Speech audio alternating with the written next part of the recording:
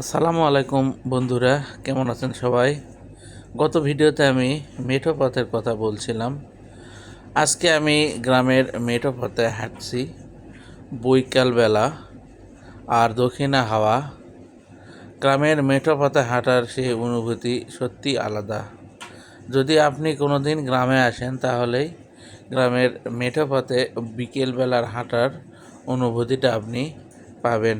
রাস্তার দুই পাশে সারি সারি গাছ আর চতুর্দিকে চোখ জুড়ানো ফসলের মাঠ, চারিদিকে সবুজ আর সবুজ।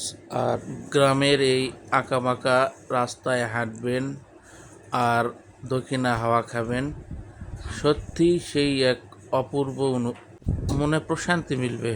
দর্শক, আজকে এই পর্যন্তই। এরপরে আরেকটি ভিডিও নিয়ে আসবো। সবাই ভালো থাকেন। আসসালামু আলাইকুম।